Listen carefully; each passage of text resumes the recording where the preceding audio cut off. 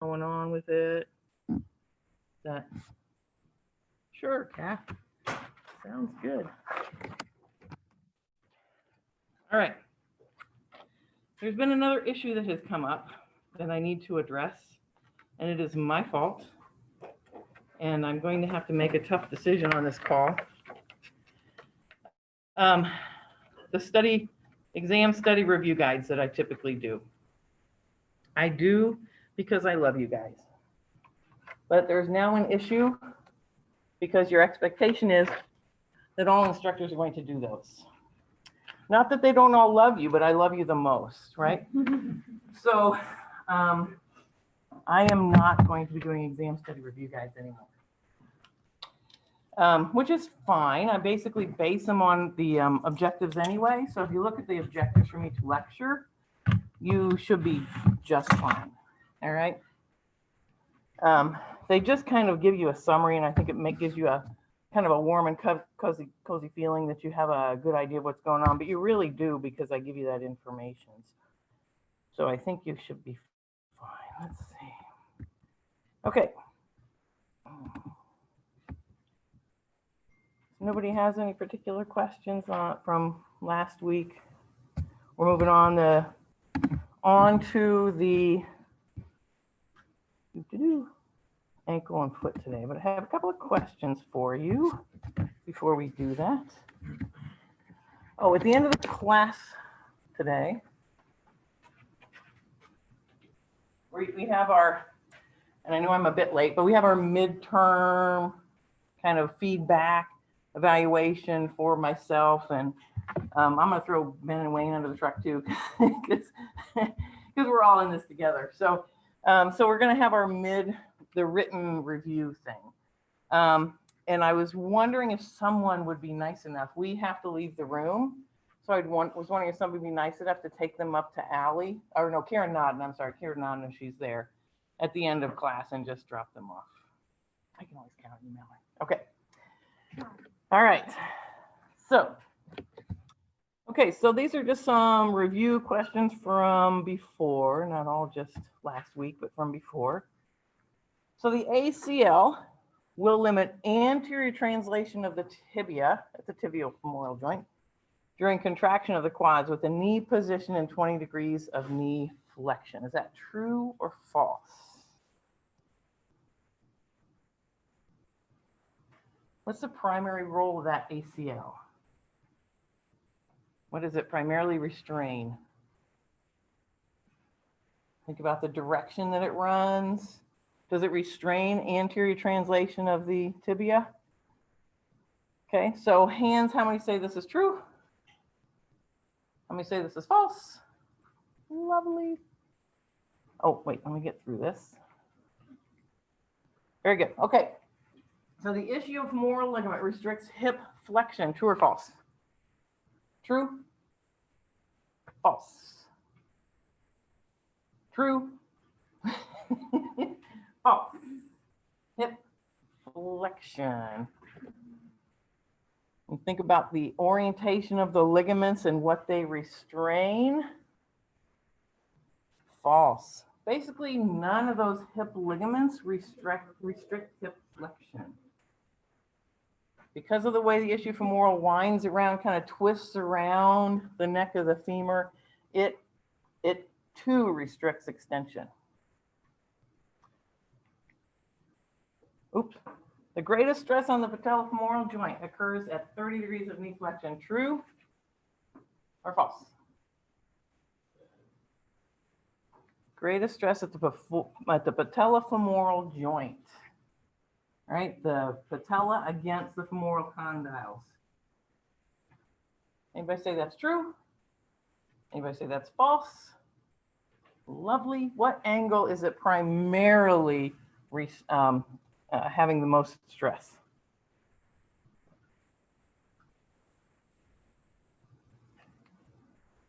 How about 60 to 90? Right, when that resultant force is the longest from the quad and the quad tendon.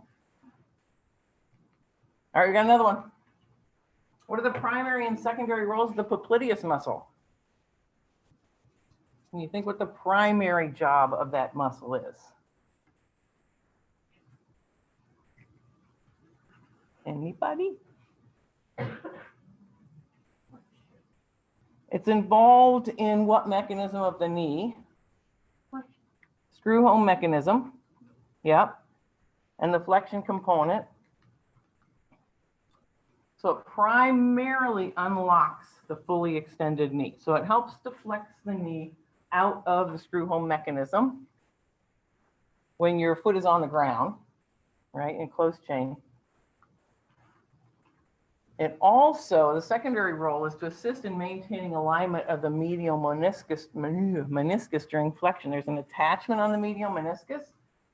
So when the popliteus contracts during that flexion component, it also brings the meniscus with it. So it helps to keep that meniscus in the correct place during that flexion moment. Okay. So those are some examples of some questions that I think are relatively important. So those might be some issues that you would want to review for the exam, just as an example.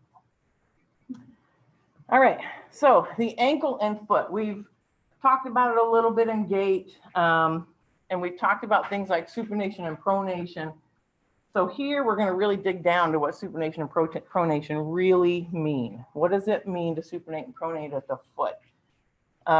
And the foot is an amazing structure just because of the bony alignment, the ligamentous support, and all the things that it does for us to keep us upright. Upright stance isn't something that we as humans wholly can say that we have and we use regularly. And a lot of it is because of the structure of our foot. The important things about the foot are not only is it mobile to adapt to varying surfaces. So as you walk on a gravel surface, as you walk through the woods, as you hike the mountains, right? You're climbing over rocks, your foot has to adapt. But you also need it to be very stable because it needs to transfer that momentum during gait and during running so that you can get a nice firm push off. So if you have a real floppy foot when you push off, it's gonna absorb a lot of energy and you're gonna lose a lot of that momentum. So these are the objectives for today. We're just gonna kind of look at the different joints that make up the foot. We're not digging in great detail here. If you don't recall what the bones are called, then that will be something you'd need to pull your books out and review. But we'll talk about their alignment as far as function goes. We'll touch on the stabilizing structures of the foot, talk about the ligaments, things that hold it together and provide forces for us. The arches are an important dynamic component of the foot, so we need to understand the arches. The functions of the foot. Who knew the foot did this much, right? And we're going to look a little bit at the intrinsic and extrinsic muscles during weight bearing and non-weight bearing. Of course, we have to talk about arthrokinematics.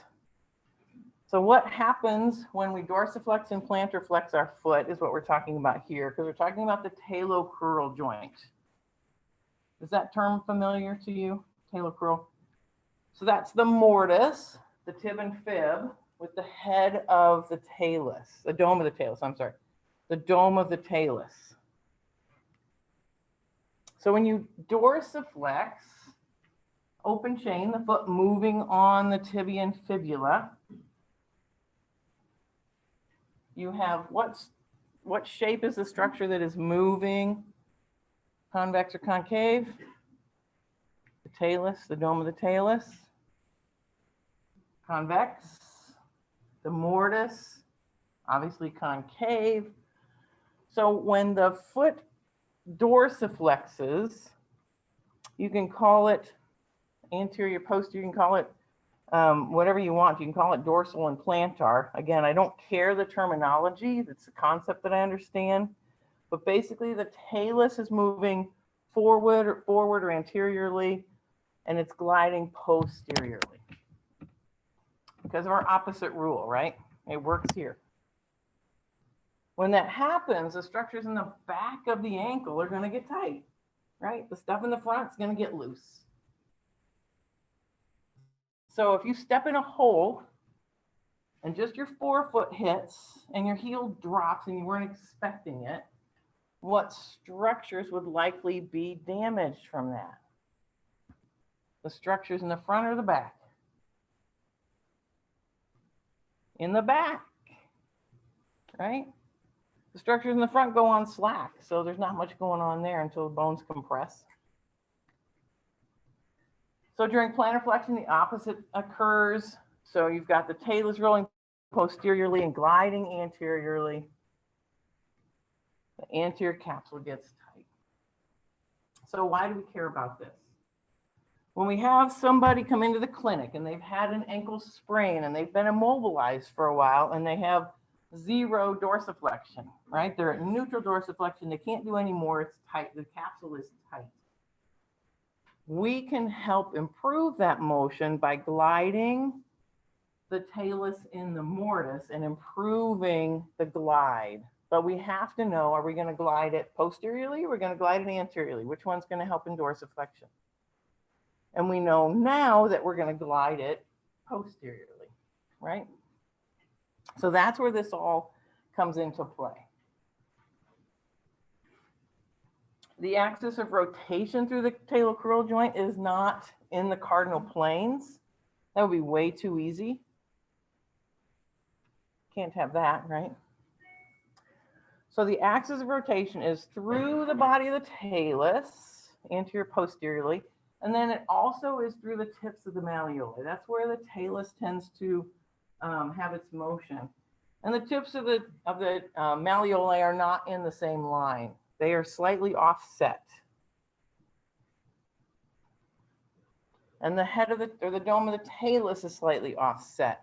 So your axes of motion are off by about 10 degrees in the frontal plane, about 6 degrees in the horizontal plane.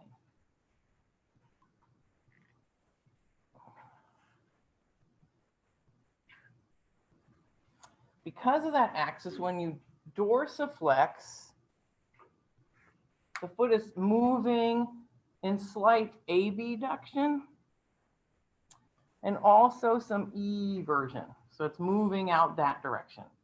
When you plantar flex, it's moving back the other way. So you're getting a deduction and inversion.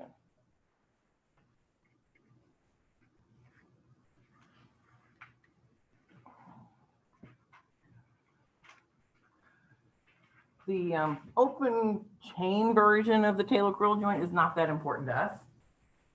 What really matters to us is weight-bearing function of the foot. And the shape of the talus actually functions to provide some stability for us.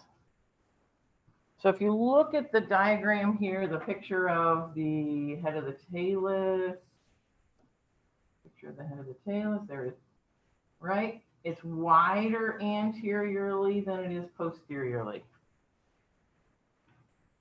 So as you go into dorsiflexion and the talocrural joint goes forward on the dome of the talus, the tib fib are going to splay or spread. What structures are going to get tight? One particular structure I have in mind is going to get tight if the tib fib are splayed apart. Interosseous ligament, right? That really tough ligament that joins the two bones together and runs the entire length. If you separate those two bones, that's going to get very tight, and that's going to provide a lot of stability.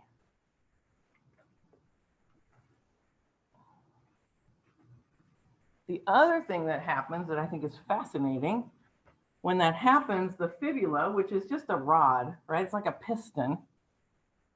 The fibula splays, and it's actually going to have an impact on the proximal tib-fib joint, which is a synovial joint. So if there's pistoning up and down going on, there's also some slight kind of posterior and anterior motion at the proximal joint as it moves around the tibia. During that motion, you can get some arthritis there. It's a synovial joint. Any synovial joint can have degenerative changes. The distal tib fib joint is not synovial. It's ligamentous. It has a very strong ligamentous attachment.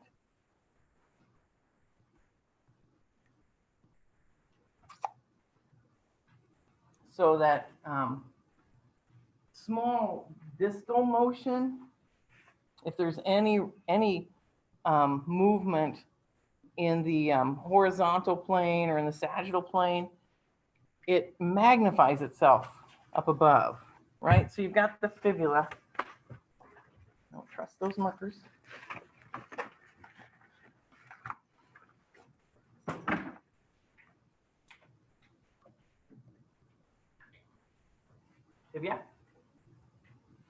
Fibula, right?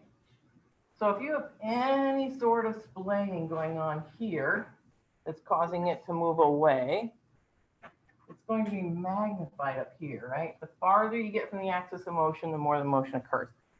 So you're going to have a little bit more motion up there, and that's why we need a synovial joint up at the proximal tib fib.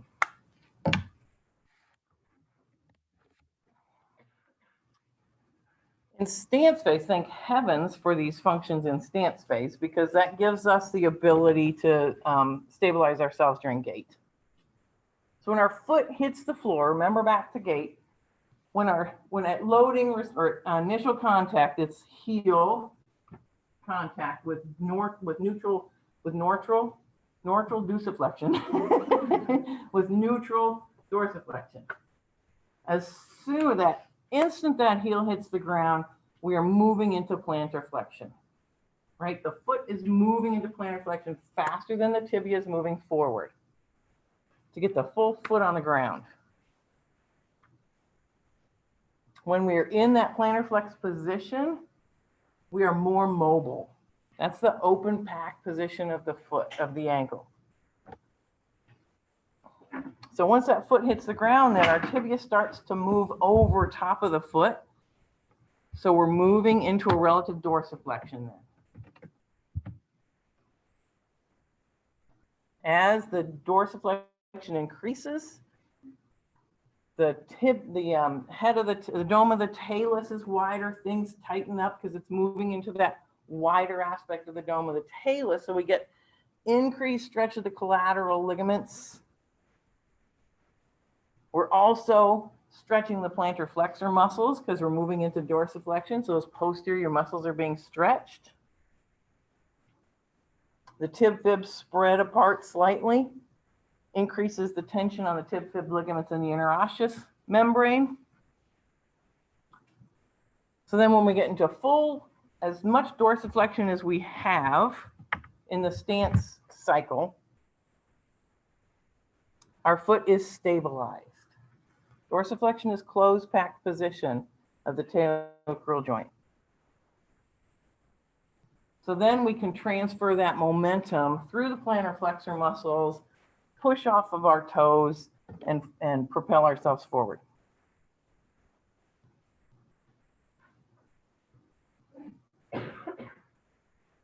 The one caveat that we have with our open pack position when our heel hits the ground, it adapts to mobile surfaces, right? So your foot is mobile when you initially contact the ground. So if the proprioceptors in your ankle go, oh, no, we're going into inversion, right? So they're getting some stretch in that sort of response.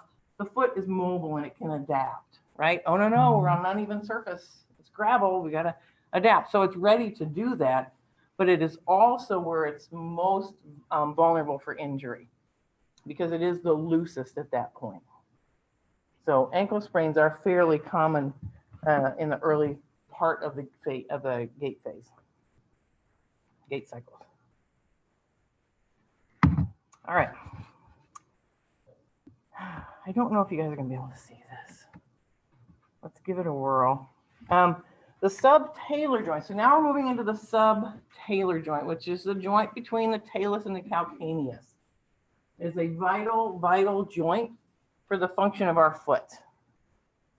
So if you think about most of the dorsiflexion, plantar flexion is in the talocrural joint. The subtalar joint has very little dorsiflexion and plantar flexion, but it does have a lot of inversion, eversion, and AB and adduction. And it's because of the shape. As you guys look real closely at the shape of the calcaneus and the talus and how it all kind of interplays together. You're going to get into it more in musculoskeletal, but there are convex surfaces and concave surfaces. And so it gets very complicated. We're not going to spend a whole lot of time on those aspects because you're going to get that later. But I did want you, hopefully you can see, oh, shoot.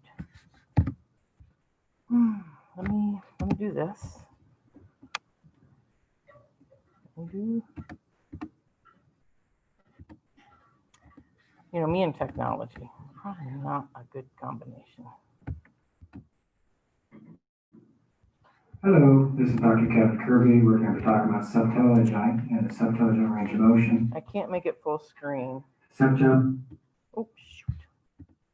And I can't change my speaker sound.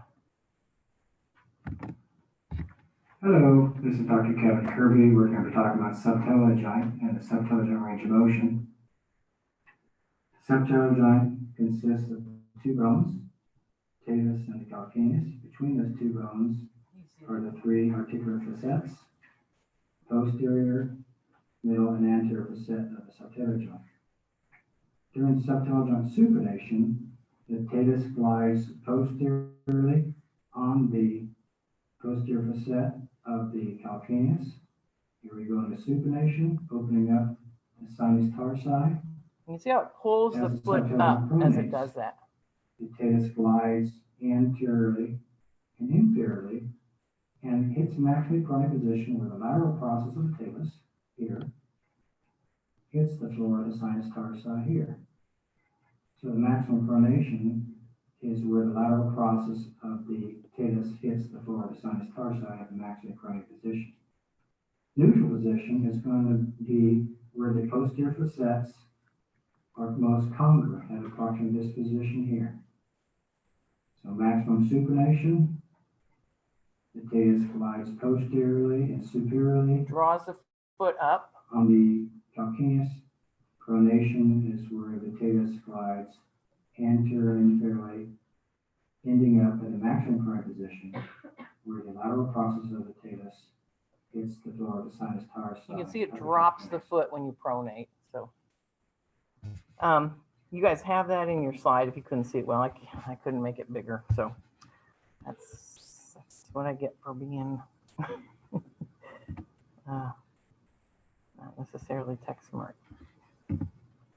Okay, so I think that motion more than anything is what I wanted you to see. That's the motion that occurs between the talus and the calcaneus.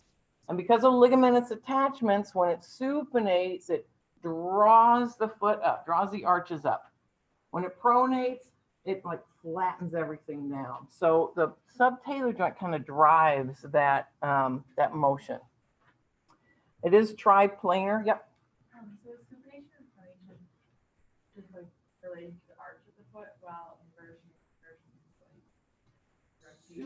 Supination, pronation. We're gonna talk about it later in the. Probably should have put that first, but we're gonna talk about it later. But supination is triplanar, so it's the function of what's happening with inversion, abduction, and dorsiflexion, plantar flexion.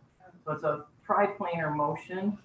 Supination and pronation are, and we'll look at it in just a wee little bit after I have it over all the joints of the foot. So we'll look at it holistically then.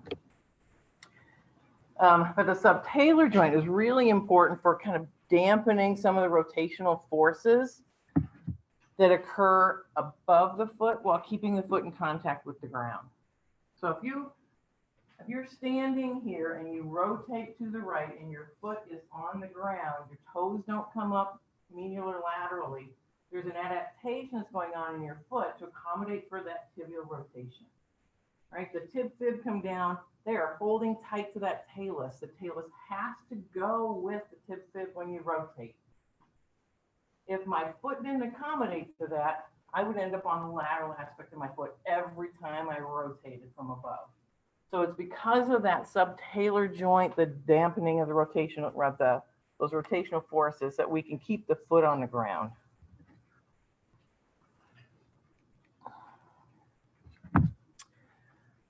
So So, and its primary contribution is inversion, eversion, and AB and AD duction. So inversion and eversion. Inversion is turning the plantar surface of the foot in. Eversion is turning the plantar surface of the foot out. A deduction is basically turning like the toes in the transverse plane. A abduction is turning the toes out in the transverse plane. And those were things you talked about in anatomy, right? That's not new information to you.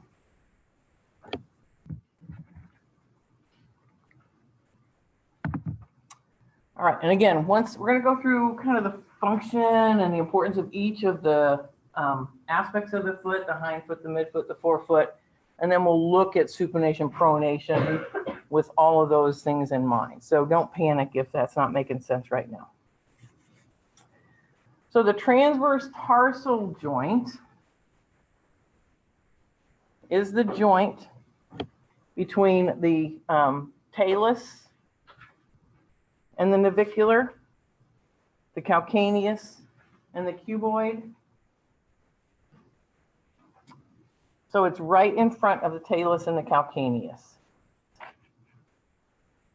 It has motion pretty much equaling the 3 planes of the foot. So it's going to have inversion, eversion, ABA deduction, and dorsiflexion, plantar flexion. All 3 planes. And it's able to do that because of the shape of those, of the talus primarily.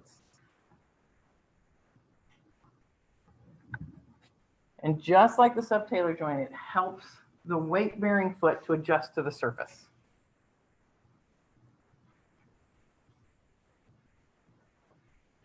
It is related to the subtalar motion. It cooperates with the subtalar joint when it's moving into this pronation and supination motion, this triplanar motion. So if the subtalar joint is fully supinated, so is the transverse tarsal joint.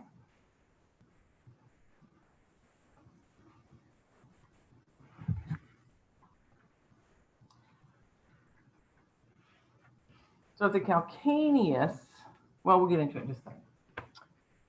Hold that thought. Okay, so the tarsometatarsal joints are between the cuboid cuneiforms and the metatarsals.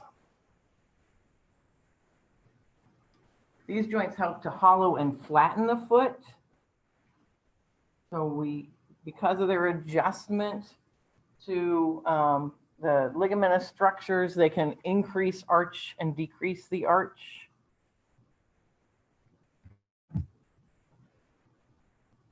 Their relative position helps to keep the toes in contact with the ground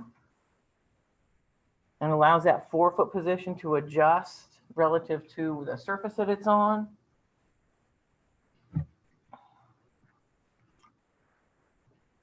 And then just a couple of functional things about the metatarsophalangeal joint structure. So the metatarsophalangeal joints are the ends of the metatarsals where the toes attach, right? The first MTP joint at your great toe has 2 little sesamoid bones there. They're in the slip of the tendon.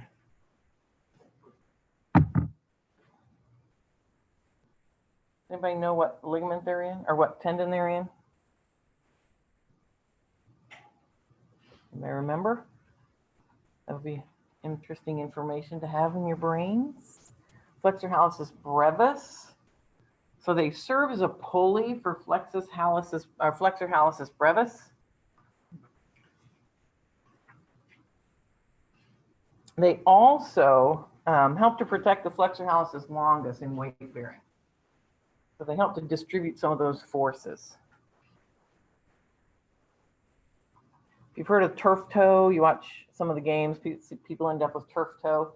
It's typically the sesamoid bones that are involved with that.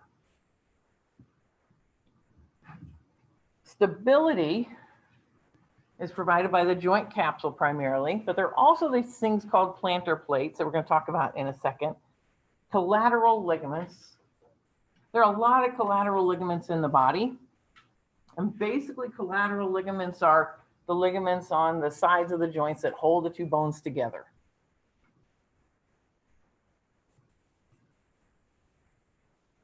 And then there's a deep transverse metatarsal ligament. So there's a lot of structural support for the toes.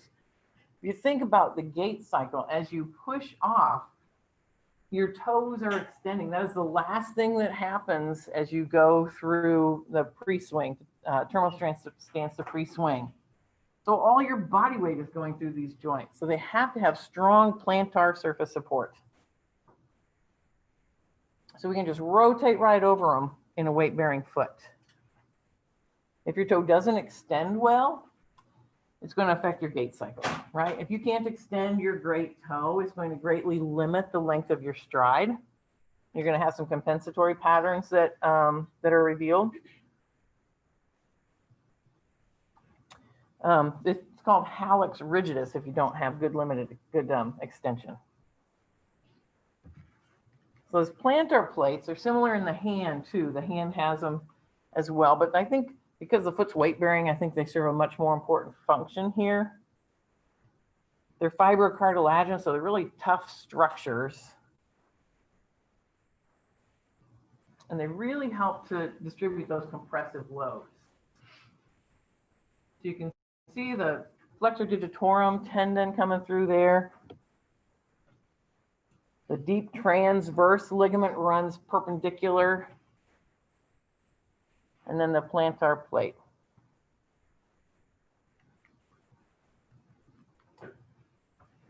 All right, here's a review question for you from anatomy. What type of injury is likely to result from extreme inversion and plantar flexion, and what structure will be involved?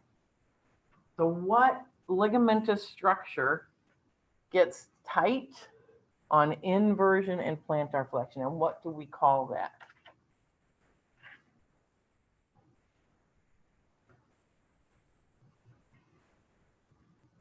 Anybody for A?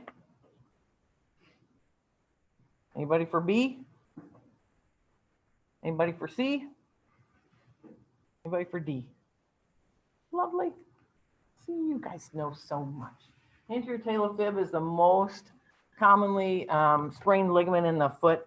That inversion sprain tends to be the most common type of injury. And again, the ligamentous structure on the lateral aspect of the knee is much more limited than the medial aspect, or the ankle. We're talking about the ankle, right? The ligaments on the lateral aspect are not nearly as prevalent as the medial ligaments on the ankle. So common injury. All right, so let's talk about the arches of the foot. There are two longitudinal arches. One runs medially, one runs laterally. The medial one is obviously the one we think about the most, right? That's your instep. That structure is what provides the shock absorbing and kind of the adaptability to the surface. The lateral arch, the lateral longitudinal arch runs through the fifth metatarsal. Cuboid and fifth metatarsal. It's lower to the ground, but there's still some structural support there to adapt to the weight bearing as it goes through the foot laterally. And then we have transverse arches.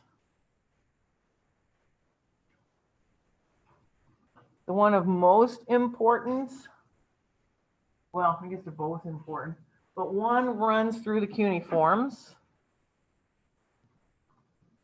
and the other one runs through the metatarsal heads. And that metatarsal head structure is pretty darn important because a lot of people, as they get older, that structure will start to weaken a little bit across the metatarsal heads, and they end up with weight bearing over their second metatarsal head. The first metatarsal head is designed for weight bearing, right? It's got sesamoid bones in there. It is ready to do the work. It's thick and heavy and ready to do it. The second metatarsal, not so much. So if you have a collapse of that transverse arch, that second metatarsal head ends up being a weight bearing surface, and you'll see a callus develop underneath that metatarsal head to try to give it some support, right? Form follows function. So you can see that callus and know that there's some loss of the transmetatarsal arch.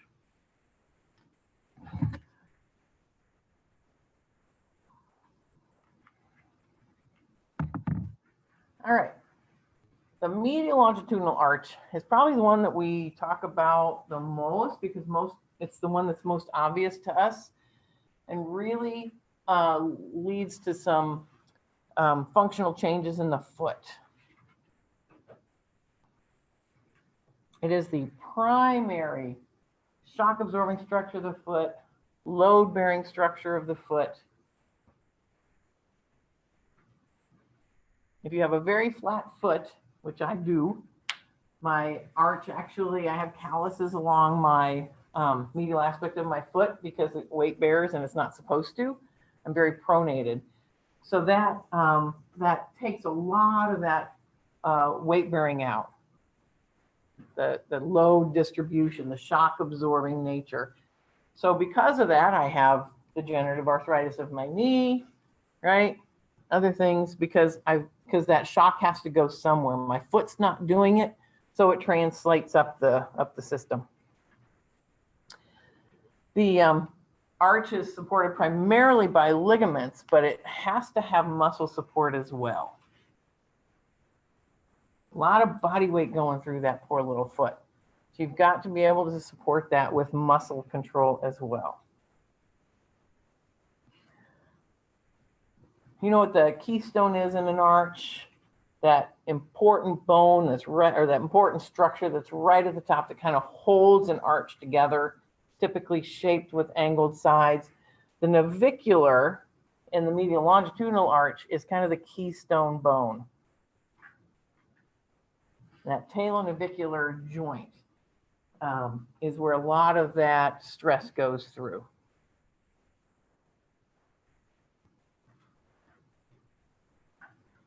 So the ligamentous structure, the passive support from the medial longitudinal arch are from the spring ligament,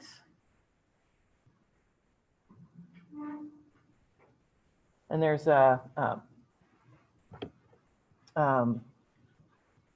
we're going to talk about in the next slide. Okay, interosseous talocalcaneal ligament. So that interosseous means that it's between two bones, right? So it's holding the talus and the calcaneus together. You can't palpate this one, it's deep, right? But that's an important one. The deltoid ligament is that strong ligamentous structure on the medial aspect of the knee formed by the knee. I'm stuck on the knee. On the ankle, supports the medial aspect with 3 different ligaments. And then the plantar aponeurosis, which is what we frequently talk about with plantar fasciitis. The spring ligament of all of those is probably the most important passive stabilizer of the foot, of the medial longitudinal arch. It sits right underneath the head of the talus and supports the weight as it comes through the foot. So that spring ligament is the one that's right up there underneath the talus. It's running from the calcaneus to the navicular. So it doesn't touch the talus. It's just like a hammock underneath, right? It is one of the main stabilizers of that medial longitudinal arch. Very important ligamentous structure. The short plantar ligament is right underneath that. That one is running from calcaneus to cuboid. It's located a little more in the lateral aspect of the foot, right? It runs to the cuboid, which is on the lateral aspect. So it has a little bit more support for the lateral longitudinal arch.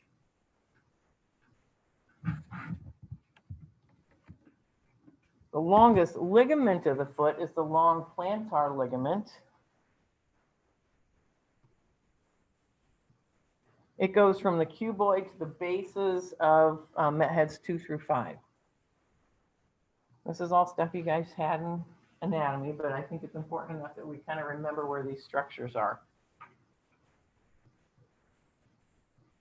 It also provides support to the lateral longitudinal ligament primarily, or the lateral longitudinal arch. The plantar aponeurosis is not a ligament proper, right? It's that fascial tissue that runs on the bottom of the foot. It is longer than the long plantar ligament, but it is not a ligament proper. So it's just a very tough fascial sheet of tissue. And it's an important structure too.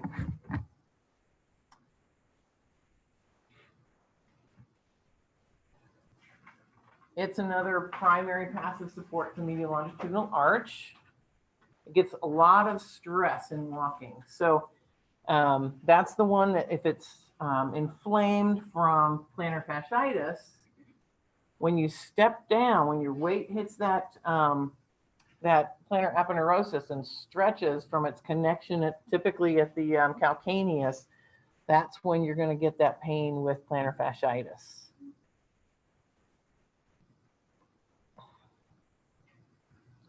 It runs from the calcaneal tuberosity, right, which is that point on the bottom of the calcaneus.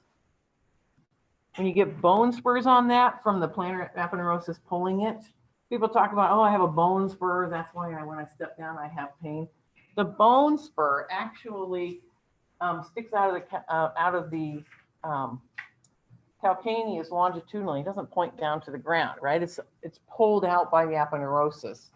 So if somebody has a bone spur on their heel, it pulls here, and the bone spur typically is in this direction, right? And the aponeurosis pulls on that. So there's a common misconception that the bone spur does this, and that's why it hurts. That doesn't make any anatomical sense, right?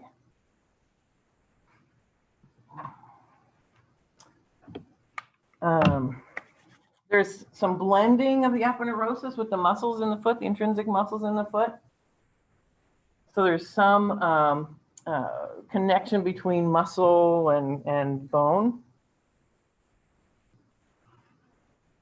One of its important functions we're going to talk about is the windlass mechanism. And because of its attachment at the base of the toes, when you extend the toes, the plantar aponeurosis gets tight. Stretches that structure. And we use that in weight bearing to give us stronger support. So it supports that supination at the end of the gait cycle.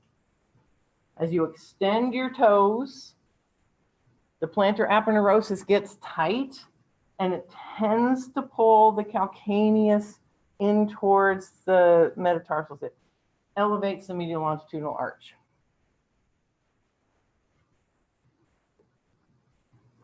So it's a very important structure of function of the plantar aponeurosis. If you have a chronic flat foot, we call it pes planus. If you have a chronic flat foot, this structure is not very helpful. Your plantar aponeurosis is stretched out. It doesn't lift the arch and help to supinate the foot as effectively as a foot that is normal alignment. So that windlass mechanism is very important. Everybody, can you see how that works? That pulls the ends of those two, the calcaneus and the toes together, and lifting the arch. So the one on the left is normal. The one on the right is a pes planus, or a non-functional windlass mechanism.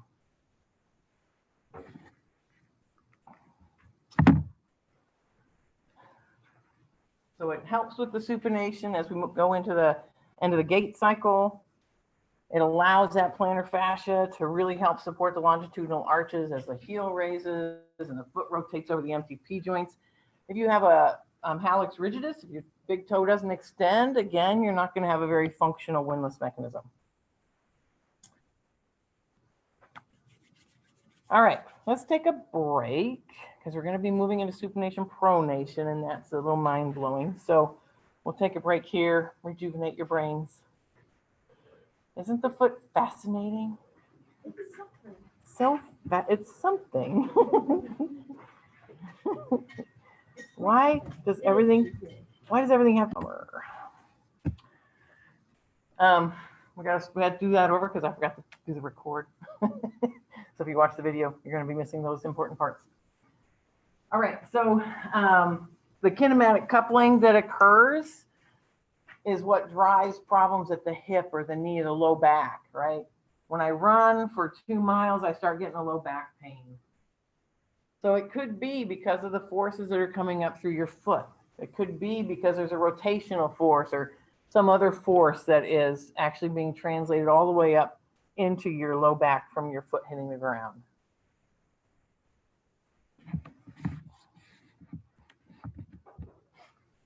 All right, so here's another review slide. What structure in the foot are we looking at there? Lateral longitudinal arch, medial longitudinal arch, transverse arch, or windlass mechanism? Anybody say A, lateral longitudinal arch? B, medial longitudinal arch? C, transverse arch? I love it. Demonstrated learning.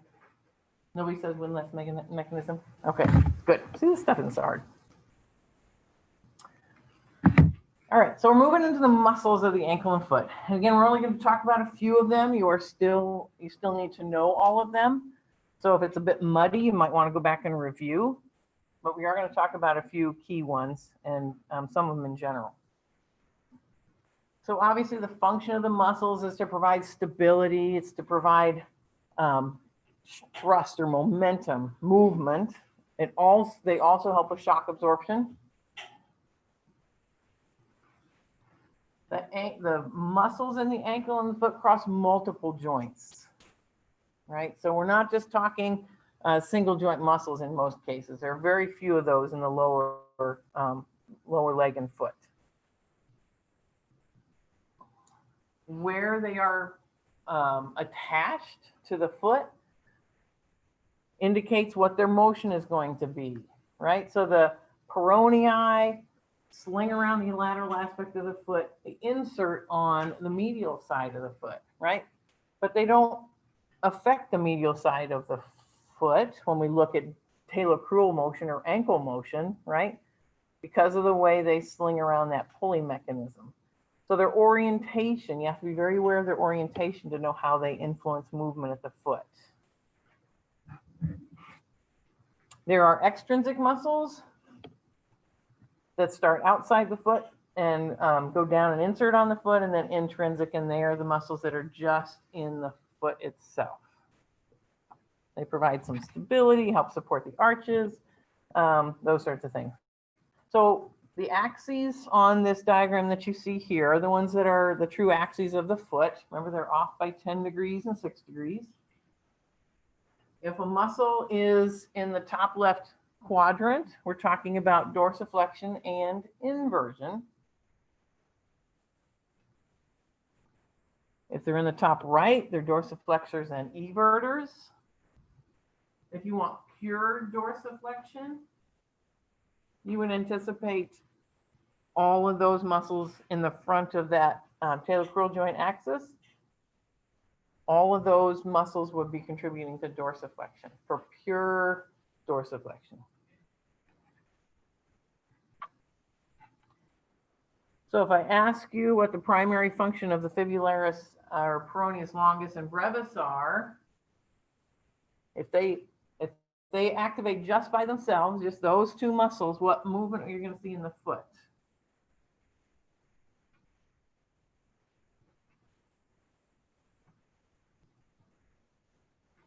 We got lots of time.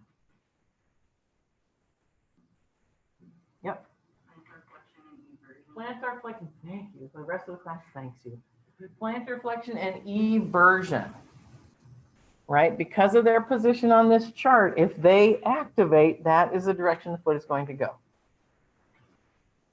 The Achilles tendon is very, very close to the axis for inversion eversion, right?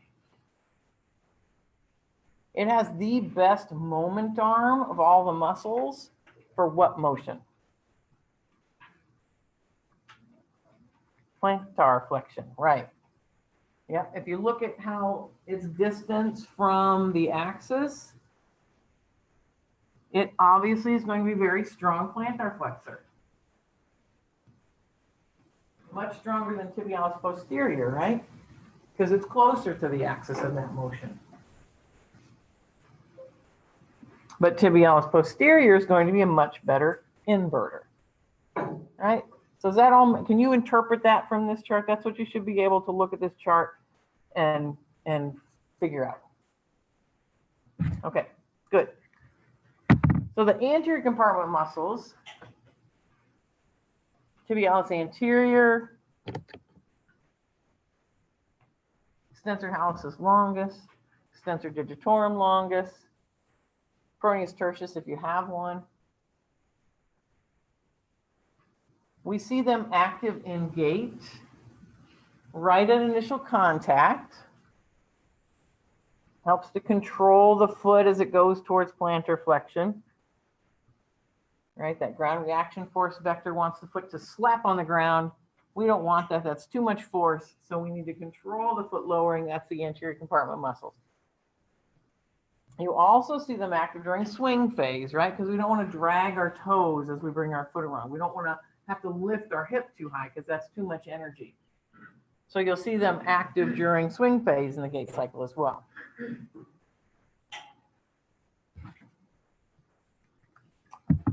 The lateral compartment muscles, here we're talking about the peronei primarily.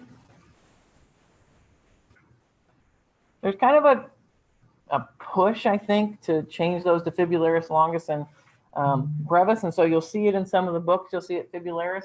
I'm old school, so I have a hard time with that. So, so they are both there in case you have one preference over the other. If I saw a broad question asking about patient has severed her tibial nerve, and can she plant off that? Oh, interesting. Of course, she can. You have to remember this is a superficial coronal nerve or tibialis, not tibial nerve. Obviously, a tibial nerve is most of the strong plantar flexors, but you can get weak plantar flexion with Nice. Everybody hear that? Yeah. So that's where that neurology component is very important as well. Remembering those nerves. And you can, that chart that I just showed you would show that pretty clearly. Right? Okay. So, so the peronei are primary pronators of the subtalar joint. So they're going to pull the foot into pronation. Their attachments on the plantar surface of the foot kind of drive that down. Fibularis longus comes along and inserts right on the base of the first metatarsal, right? So when it contracts, when it activates, it wants to pull the great toe down to the ground. So it wants to pull it into pronation. They're also primary everters of the foot, pulling that bottom of the foot out. And they plantar flex, which we already saw. So they also help to transfer weight from the lateral side of the foot to the medial side of the foot. So as you weight bear on the foot, they help to transfer the weight over to that medial side of the foot. The great toe again is where weight bearing, all across the metatarsal heads, but the great toe needs to be involved, and so it helps to pull that great toe down to the floor, stabilizes it, and also provides some support to the transverse and lateral arches because of its alignment. So the peronei are very important, those lateral component muscles and compartment muscles, those two in particular.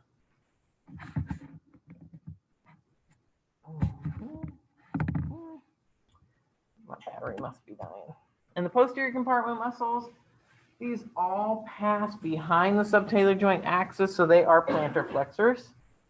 So we're talking about the gastrocnemius and soleus, but also those deep muscles. So don't forget about tibialis posterior, flexor digitorum longus, and flexor hallucis longus. So if you have lost the ability to use, if your Achilles tendon has ruptured, there is still some relatively weak plantar flexion again available from these. Only about 5% of the force that you'd normally generate if the gastroc soleus was intact. But there is some weak plantar flexion available.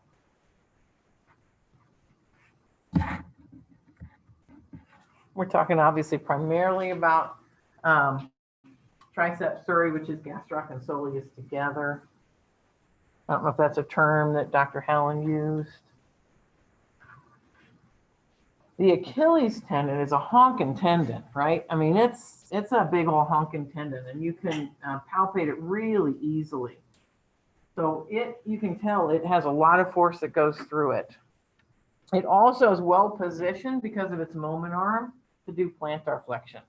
Look at the length of that moment arm. There are not many muscles in the body that have that much of a moment arm. It contributes to supination of the foot, really helps to make that foot a rigid lever for pushing off. Obviously, it's going to raise the heel. As it raises the heel, the windlass mechanism activates and raises the arch.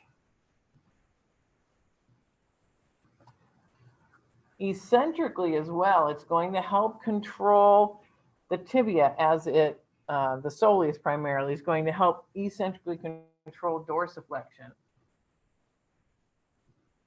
after loading. So as you come across, your foot's on the ground and you're coming forward, ground reaction force vectors anterior to the axis at the ankle, pulling you forward, it's going to eccentrically control that.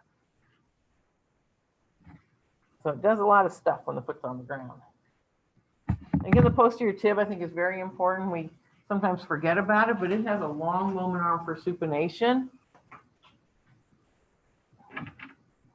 It's one of the muscles that's functioning as we're switching from pronation to supination as we go through the gait cycle. It eccentrically is going to activate to help control that medial longitudinal arch as the weight bearing comes across it. So it has an eccentric component as well. And you can get a posterior tib tendonitis, that sort of thing, from overworking it. And concentrically, it's going to work as the foot goes from pronation to supination, right? It's shortening under tension. So in that case, it's going to help supinate concentrically.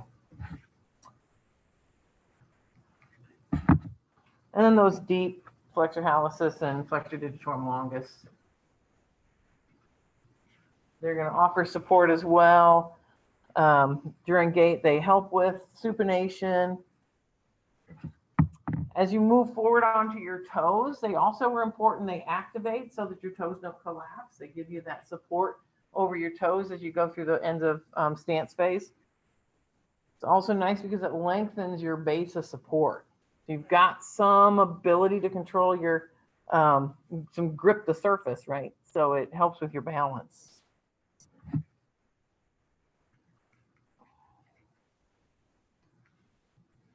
All right, so this balancing act in extrinsic muscles. The line of gravity of weight bearing most often falls on the medial side of the subtalar joint, right? Creates that real strong pronation force. We need to control that force, right? So that results in, we have extrinsic muscles that produce supination that are actually stronger than those producing pronation. So the muscles that help supinate the foot are relatively more effective at it than the ones that produce pronation. Another cause that we look at is a line of gravity and weight bearing is most often anterior to the ankle joint. And because of that, the plantar flexors tend to be stronger than the dorsiflexors. So the foot is designed to handle the forces that we put on it. And if there's a failure of one of those forces, that's where we see some of these problems with hyperpronation or overuse syndromes and that sort of thing.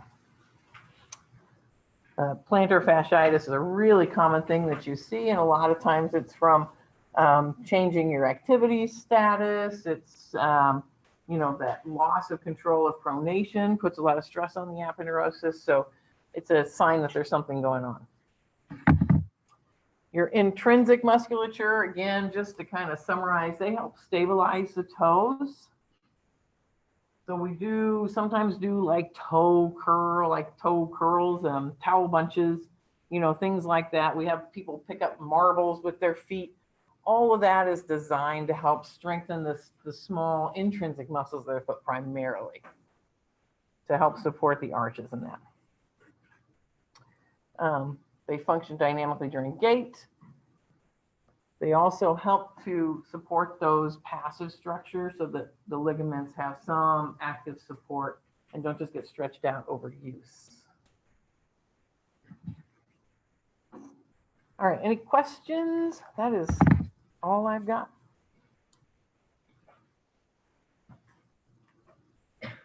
There's much.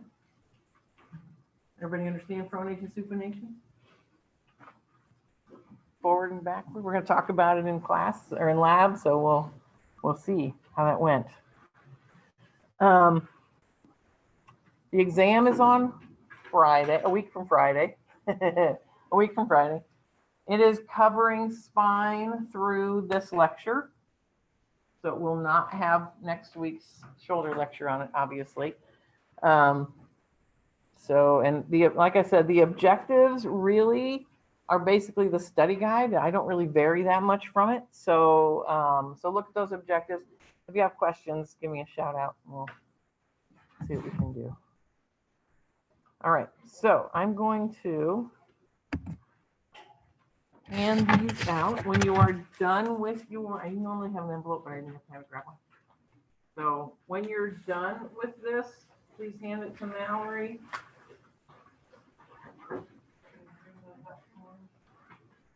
And as soon as you're done with that, you are free to go.